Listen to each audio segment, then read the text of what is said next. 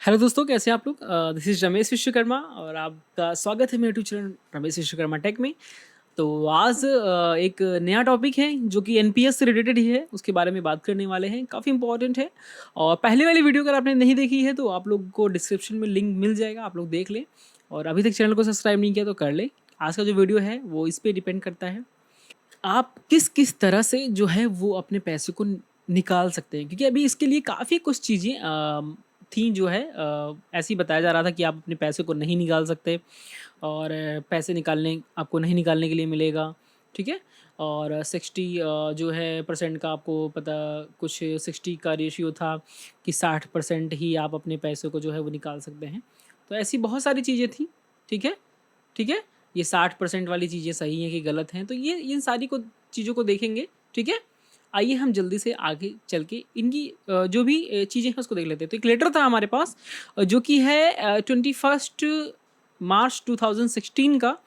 और ये जो लेटर आया था पूरा अच्छे से जो है इनका पेंशन निधि नियामक और विकास प्राधिकरण के था, ठीक है? यही डिसाइड करते हैं पेंशन का पैसा कहाँ लगेगा और जितने भी रूल एंड रेगुलेशन बनाने होते हैं ये यही बनाते हैं, ठीक है? तो एक रेगुलेटरी अथॉरिटी है ये।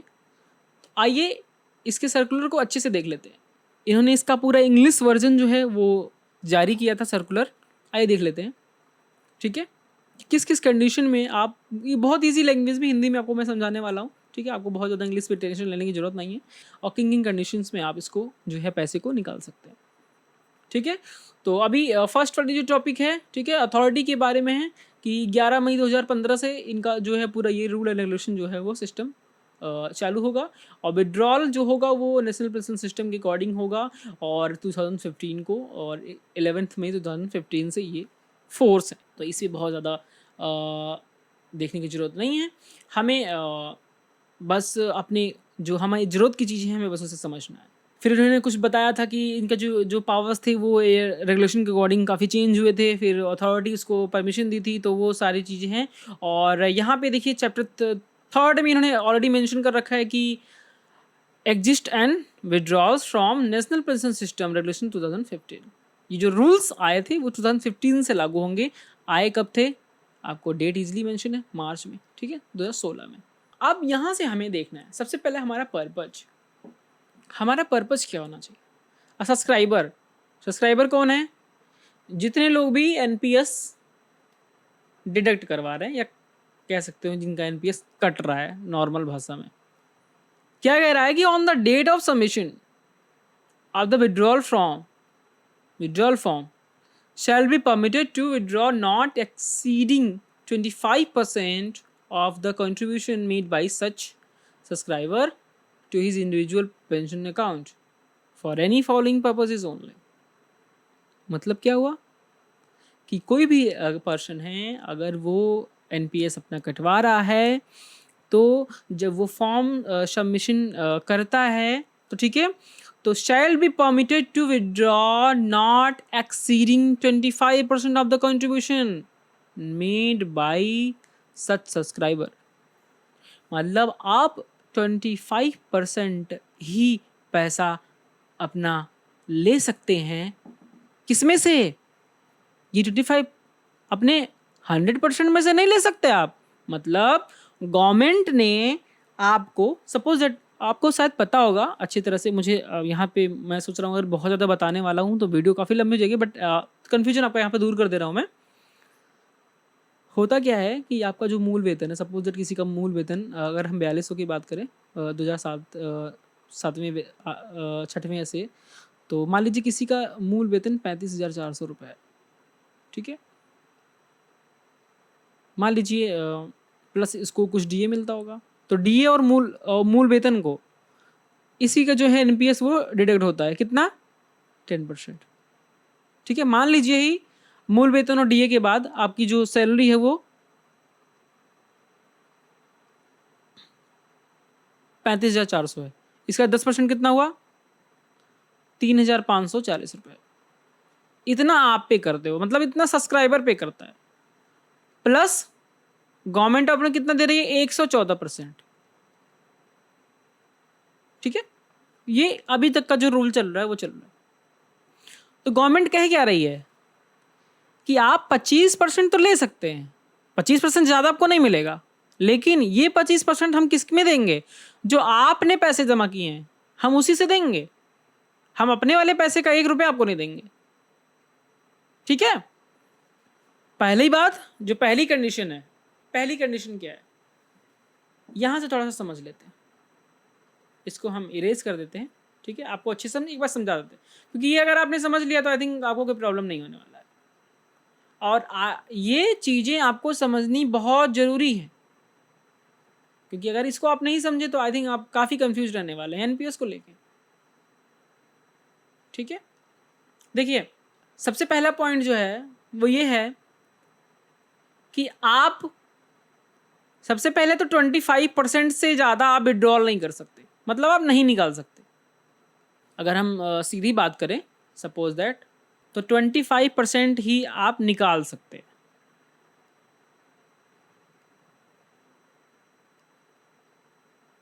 ये चीज़ क्लियर हो गया आपका। दूसरी चीज़, ये 25% किसका होगा? जितना पैसा आपके अकाउंट में जमा होगा? जी नहीं, बिल्कुल नहीं। यही तो फैक्ट है। सबसे पहले तो 25% आप निकाल सकते हैं। पैसा कौन सा निकाल सकते हैं? आप जो ये पैसा अपना कटवाते हैं एनपीएस में, मान लीजिए आपका 4,000 रुपये महीना कटता है, तो आप अपने पैसे का 25% निकाल सकते हैं। जैसे मान लीजिए आप 2 साल से एनपीएस कटवा रहे हैं, मान लीजिए आपके अकाउंट में 2 लाख रुपए हैं आपका। ठीक है, 2 लाख है प्लस कुछ गवर्नमेंट का होगा। कितना होगा ये? 114%।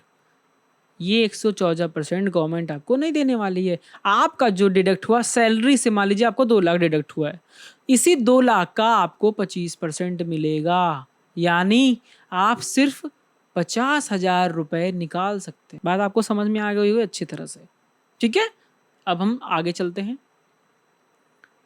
अब पर्पस तो क्लियर हो गया। इन्होंने जो पर्पज इन्होंने बताया वो पर्पज इन्होंने क्लियर कर दिया। अब किस किस, ये तो पैसा निकलेगा कितना ये हमने जान लिया। अब किस किस कंडीशन में आप पैसे को निकाल सकते हैं इसको भी देख लेते हैं ना।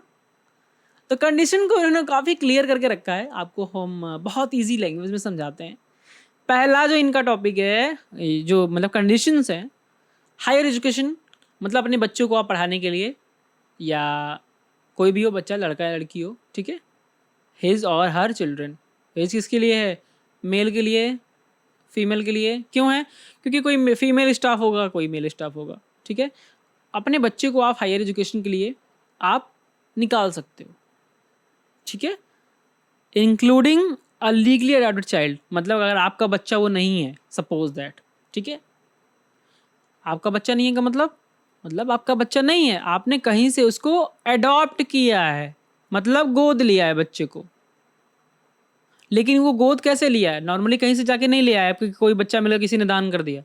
आपने जहाँ से भी बच्चे को लिया है, अगर आपने लीगली अडॉप्ट किया है, मतलब आपके पास सर्टिफिकेट होगा उसका एक, तो आप उस बच्चे के एजुकेशन के लिए भी यहाँ से पैसा ले सकते हैं। आप लोग एक बार ध्यान रखिएगा, कितना पैसा लेंगे? सिर्फ 25%। ठीक है, दूसरा क्या है? अगर आपको बच्चे की शादी करनी है तो भी आप जो है पैसे को निकाल सकते हैं। ये जो रूल है वो लीगली, अगर बच्चा कोई अडॉप्ट है, गोद लिया है, उस पर भी लागू होगा। सीन का जो पॉइंट है वो कह रहा है कि for the purpose of construction of residential house, आपको अगर घर का अपना मकान के कुछ कंस्ट्रक्शन करवाना है, मान लीजिए आपको 1 फ्लोर बनाया, 2 फ्लोर करवाना है, कुछ मान लीजिए सपोज दैट कुछ नए कुछ चीज़ें करनी हैं, तो इन सब कंडीशंस में आप जो है अपने घर के रिनोवेशन के लिए आप ले सकते हैं। घर या फ्लैट हो, कोई दिक्कत नहीं है। ठीक है, लेकिन किसके नाम होना चाहिए? आपके नाम होना चाहिए, या आपकी वाइफ के नाम होना चाहिए, या दोनों के नाम होना चाहिए। ठीक है, या लीगली वेडेड स्पाउस। ठीक है, शादीशुदा जो दुल्हन होती हैं लीगली, उनके लिए भी हो सकता है। ठीक है, वो भी ले सकती है। In case the subscriber already owns their individually or in the joint name and residential house or flat other than, ठीक है, जो भी प्रॉपर्टी हो, no withdrawal under these regulation shall be permitted. बात समझिएगा आप लोग।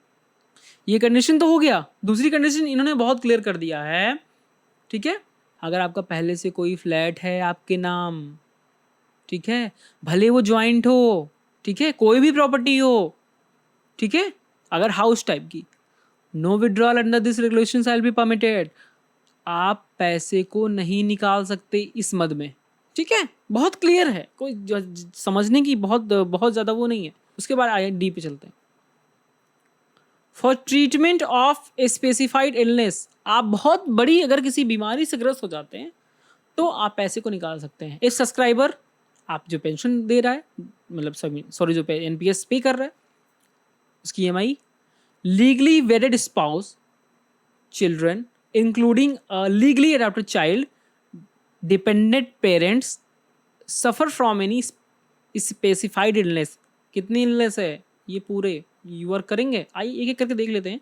अब इसको थोड़ा सा समझ लेते हैं, मतलब कौन कौन बीमार हो सकता है तो आप पैसे निकाल सकते हैं। सब्सक्राइबर यानी आप खुद, आप सपोज जॉब कर रहे हैं, आप ही से लेके हम रिश्तों को समझा रहे हैं। आप, आपकी लीगली वेडेड स्पाउस मतलब दुल्हन, मतलब आपके पास प्रूफ होना चाहिए कि आपकी पत्नी है। ये लीगली वर्ड काफ़ी इंपॉर्टेंट है, क्योंकि ये आई थिंक उसके लिए है, अगर किसी की 2 बीवियां हैं तो आपको प्रूफ करना पड़ेगा ये मेरी बीवी है। आप प्रूफ कैसे करेंगे? आधार कार्ड, ठीक है, मैरिज सर्टिफिकेट, कई सारी चीज़ों से आप प्रूफ कर सकते हैं, ठीक है। ये हो गया। बाप के बच्चे और जो बच्चा आपने गोद लिया है उसके लिए भी आप ले सकते हैं, सीधे सीधे मेंशन है। और अपने माँ पिता जो यानी आपके पेरेंट्स जो परिवार हैं, अगर आप पे निर्भर हैं, उनके भी इलनेस के लिए आप ले सकते हैं। विच शैल, ठीक है, hospitalisation and treatment in respect of the following disease. किस किस रोग के लिए मिलेगा आपको ये देख लेते हैं। कैंसर आपको हो गया, किडनी आपकी फेल हो गई अगर तो, स्टेज रेनल फेल्योर, कोई भी एंड स्टेज रेनल फेल्योर, सिर्फ किडनी से नहीं, कोई भी अगर हो तो, ठीक है। प्राइमरी पल्मोनरी आर्टियल हाइपरटेंशन, ठीक है। मल्टीपल स्क्लेरोसिस अगर आपको हो जाती है कोई चीज़, ठीक है। किसी आपकी ऑर्गन का ट्रांसप्लांट करना है, मान लीजिए गुर्दा खराब हो गया, आपकी आंखें खराब हो गई, आपका हार्ट ट्रांसप्लांट करवाना है, कुछ भी करवाना है, आपको अटैक आ गया मान लीजिए, अगर आपकी कॉर्नरी आर्टरी बाईपास सर्जरी करवानी है, ठीक है, उसके लिए ले सकते हैं। ऑस्टा ग्राफ्ट सर्जरी है, हार्ट वॉल्व की सर्जरी, अगर मान लीजिए आपके हार्ट का वॉल्व खराब हो गया, किसी तरह का आपको स्ट्रोक आता है, वो न्यूरोलॉजी से संबंधित है, कोमा में चले गए, पूरी तरह से आप 100% जो है ब्लाइंड हो गए, अंधे हो गए, ठीक है, आपको पैरालिसिस हो गया, लकवा मार गया, या ऐसा कोई एक्सीडेंट हो गया जिसमें आपकी लाइफ थ्रेटिंग जो है नेचर आपकी हो गई, मतलब बहुत क्रिटिकल कंडीशन, बहुत मतलब ज़्यादा आपकी प्रॉब्लम हो गई आपको, उस सीरियस इस तरह से कहते हैं उसको, ठीक है। मतलब ये लाइफ थ्रेटनिंग का मतलब ये होता है नेचर की, मतलब आप बस 50% चांसेस में हैं, आ तो आ गए, आ तो गए, ठीक है, उसके लिए है। Any other critical illness of a life, ताकि आपको कोई भी कन्फ्यूजन ना हो। और ये जो मेरा मैं एक लेटर लिया हूँ, मैं इसीलिए लिया हूँ, मैं ऐसे भी वीडियोज आपके लिए बना सकता था कि जिसमें ये लेटर ना होता, तो शायद आपको लगता कि पता नहीं कहाँ से ये हमको बता रहे हैं, ऐसा है भी कि नहीं है। तो ये आपका प्रूफ है, ठीक है। मैं ये आपका जो है वो डिस्पैच नंबर है, आप इसको देख सकते हैं, और ये पूरी लेटर को ही हम यहाँ पे लेके आपके लिए लेके आ चुके हैं। लिमिट्स क्या क्या होनी चाहिए, क्या क्या लिमिट्स हैं। The permitted withdrawal shall be allowed only the following eligibility criteria and limit for availing the benefit are compiled with by the subscriber, ठीक है। तो जितनी भी चीज़ें आपको हमने अभी तक बताई, अगर वो होता है तभी आप एलिजिबल हैं। और क्या है इसमें एलिजिबिलिटी में, उसको भी देख लेते हैं। इनके कई पॉइंट्स हैं। ये कह रहे हैं कि the subscriber shall have been in the national pension system at least for a period of last 10 years from the date of his joining. आपको देखना बहुत ज़रूरी है, बहुत इम्पॉर्टेंट ये है कि आपको परमिशन कब कब मिलेगा विड्रॉल का, क्यों, कैसे मिलेगा। अब इसको भी देखिए आप, विड्रॉल का परमिशन है ये, मतलब पैसे आपको मिलेंगे कैसे। आपने एट लीस्ट यानी कम से कम a period of 10 years from the date of joining, 10 साल आपके पूरे होने चाहिए। इसका मतलब आप लोग समझ रहे हैं, ठीक है। 10 years के पहले आप लोग पैसे छू तक नहीं सकते इनके according. In case the subscriber is mandatory cover another NPS, a period of 10 years for partial withdrawal may be considered from the date of applicability of NPS such as a subscriber. However, in the case of intra-sector shifting of subscriber previous tenure in NPS will be also considered. इन्होंने कुछ conditions दिए हैं जिसमें आपको कुछ partial withdrawal का permission देंगे, ठीक है, विल बी कंसीडर्ड मतलब कंसीडर्ड है, कोई परमिशन नहीं मिलने वाली आपको, ये सोचा जा सकता है। मतलब कुछ अगर सिचुएशन ऐसे आते हैं कि कोई शिफ्टिंग वाला काम अगर आप करते हैं, जैसे एक जगह जॉब कर रहे हैं दूसरी जगह जॉब करने चले गए, ठीक है, आपने 5 साल यहाँ जॉब किया, 5 साल वहाँ जॉब किया, तो ये 10 ईयर्स काउंट होगा, ठीक है, उसमें कोई दिक्कत वाली बात नहीं है, लेकिन 10 ईयर्स के पहले आपको नहीं मिलने वाला। The subscriber shall be permitted to withdraw accumulations not exceeding 25%। जो पहले वही बात थी, मतलब 25% से ज़्यादा नहीं मिलने वाला। ये तो बहुत क्लियर आप लोग समझ लो, एक तरह से एकदम क्लियर ही क्लियर है वो, उसमें कुछ दो राय नहीं है।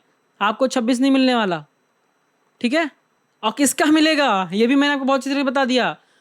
कॉन्ट्रीब्यूशंस मेड बाय हिम और हर, जितने पैसे आप जमा करोगे आपकी सैलरी से कटेगा, उसी का मिलेगा 25% का, ठीक है। तो बहुत ज़्यादा कंफ्यूज होने की ज़रूरत नहीं है, आपको मैं बहुत ही क्लियरली समझा रहा हूँ। वीडियो थोड़ी सी लंबी होगी तो प्लीज़ बोर मत होइएगा वीडियो, क्योंकि पूरा वीडियो देखेंगे, एक वीडियो है, आपको फिर दोबारा आई होप कोई वीडियो देखने की ज़रूरत नहीं पड़ेगी विड्रॉल के अगेंस्ट, ठीक है। ये इनका सीधा सीधा है, इंडिविजुअल पेंशन अकाउंट, ठीक है, data of application for the withdrawal. Frequency क्या है इनकी? The subscriber shall be allowed to withdraw only a maximum of 3 times during the entire tenure of the subscription under the National Pension System। मतलब सिर्फ 3 बार आप अपने पैसे को निकाल सकते हैं। The mandatory requirement of 5 years having between 2 withdrawals। मतलब अगर आपने आज निकाल लिया, मान लीजिए 2010 की बात कर लें, 2010 में आपने निकाला एक बार पैसा, फिर आप पैसा 2015 में निकाल सकते हैं, उसके बीच नहीं निकाल सकते। फिर तीसरी बार आप पैसा 2020 में निकालेंगे, उसके बाद नहीं, पहले नहीं निकाल सकते आप, ठीक है। ये चीज़ें आपको बहुत ध्यान से समझना है। टोटल टेन्योर का में मतलब सिर्फ 3 बार आप पैसे को निकाल सकते हैं, और ये 3 बार कम से कम 5 साल का गैप होना चाहिए।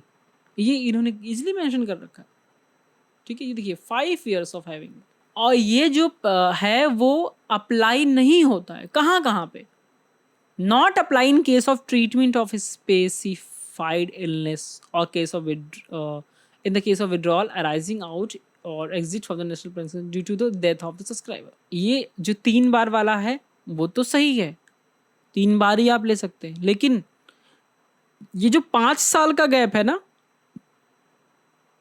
ये आपका ब्रेक हो सकता है। इन्होंने एक दिया है, अगर आप बहुत ज़्यादा तबीयत आपकी ख़राब हो गई, ट्रीटमेंट आपकी चल रही है, बहुत ज़्यादा प्रॉब्लम हो गई है, तो आप ये 5 साल, मान लीजिए आपने अगर हम एग्जांपल देखें तो मान लीजिए 2010 में आपने पैसे लिए थे और 2011 में आपकी तबीयत ख़राब हो जाए, अचानक से बहुत दिक्कत हो जाए, आपको बहुत क्रिटिकल सिचुएशन हो जाए, तो आप जो है 2000, ठीक है, 2011 में भी आपको पैसा मिलेगा इनके अकॉर्डिंग, लेकिन मिलेगा कितना? सिर्फ 3 बार। ये इन्होंने कहीं चेंज नहीं किया। इन्होंने कहा एक चीज़ और, ये कह रहे हैं कि national pension system due to the death of the subscriber, ठीक है, एग्जिट हो सकता है बहुत easily. For subsequent withdrawal only the incremental contribution made by the subscriber after date of first next subsequent withdrawal as the case may be will be allowed। The request withdrawal specified form shall be submitted by the subscriber along the documents something, ठीक है। ये चीज़ें हैं, आपको family member का एक वो होना पड़ेगा, और आपको जो पूरी डिटेल को जो है वो सबमिट करना पड़ेगा, ठीक है। एक सिस्टम ट्रस्ट आपको प्रोसेसिंग बनाना पड़ेगा, ये तो नॉर्मल सी चीज़ें हैं। क्लेम के टाइम पे जो भी डॉक्यूमेंटेशन का काम होता है वो तो लोग करेंगे ही, उसमें कोई प्रॉब्लम तो नहीं है। At the time of superannuation या प्री मेच्योर या डेथ, ठीक है, ये चीज़ें आप लोग ध्यान से देख लें। प्री मेच्योर क्या होता है आपको पता होगा, आपको कोई लोन अगर लेते हो तो लोन मान लीजिए आपका 5 साल का है, मान लीजिए आपका लोन 5 साल का है, आप 4 ही साल में उसको पैसे जमा करते हो, उसको कहते हैं प्री मैच्योर, पहले आपने मैच्योर करके दे दिया। इसमें सुपर एनुएशन है, प्री मैच्योर और डेथ है, 3 चीज़ें हैं, ठीक है। The amount withdrawn of under partial withdrawal till date will be adjust again the payment of lump sum amount and the balance is balance if any will be paid to subscriber. मतलब totally withdrawal हो जाएगा, जितने भी lump sum amount होंगे वो आपको मिल जाएगा अगर आप टोटल विड्रॉल करते हो डेथ के टाइम, या प्रीमेच्योर हो जाता है करवा लेते हो या कुछ करवा। अब जो पार्शियली विड्रॉल का जो प्रोसेस आपने देखा वो क्या है उसको भी समझ लेते हैं। भाई देखो अभी इतनी पेजेस में बची है, वीडियो थोड़ी सी लंबी होने वाली है और एक एक वर्ड आपके लिए मैं यहाँ पे क्लियर कर रहा हूँ, तो प्लीज़ जो है वो वीडियो में बनी रहिएगा, क्योंकि अगर मैं एक एक वर्ड आपके लिए क्लियर नहीं करूंगा तो आप लोग हमेशा से कंफ्यूज रहेंगे। मैं नहीं चाहता कि आप मेरी वीडियो देखने के बाद कोई भी आपका कंफ्यूजन हो। पार्शियल विड्रॉल प्रोसेस क्या है, वो सीआरए के थ्रू है, ठीक है, और ऑफिस और एग्रेटर जो भी अप्लीकेबल होंगे नोडल ऑफिस के अकॉर्डिंग टू है should satisfy itself about the guidance of the requirement for the partial withdraw subscriber after satisfying. कुल मिला जुला के सीधी सीधी बात बताऊं, आपका जो अधिकारी है जो आपको पैसे देने के लिए आपको अलाउ करेगा, उससे आपके संबंध अच्छे होने चाहिए। संबंध अच्छे का मतलब क्या है, आप अच्छे होने चाहिए। आप अच्छे होने से मतलब क्या है, आपकी सर्विस रिकॉर्ड अच्छी होनी चाहिए। सर्विस रिकॉर्ड अच्छे होने से मतलब क्या है कि टोटल आपको एक ट्रस्ट क्रिएट करना पड़ेगा, आपको सेटिस्फाई करना पड़ेगा अपनी प्रॉब्लम्स, अपनी जो भी चीज़ें हैं कि हाँ सर मुझे चाहिए तो चाहिए। अगर वो उसके मतलब टोटल क्या मतलब है उस पर डिपेंड करेगा, ठीक है, कि आपको देना है कि नहीं देना है, वो टोटल ठीक है उस पर डिपेंड करेगा। अब देखिए एक चीज़ आया है यहाँ पे, सब्सक्राइबर का रोल क्या है, ठीक है, ये वाला, ठीक है, ये टॉपिक है इन्होंने इसमें मेंशन किया। पहला क्या है, अगर सब्सक्राइबर 10 साल पूरे कर लेता है अपने एनपीएस में तो क्या क्या चीज़ें होंगी। Subscriber will fill up the partial withdrawal from the PV, ये कुछ इनके नंबर्स हैं, PW601 की तरह एक फॉर्म सबमिट होगा, ठीक है, same as mapped nodal officer, जो भी इसके नोडल ऑफिसर होंगे पीओपी होंगे, ठीक है, प्रोसेसिंग के लिए।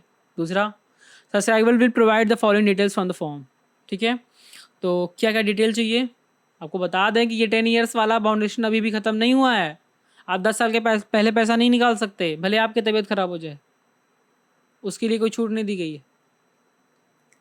Percentage of partial withdrawal maximum 25% ही ले सकते हैं आप।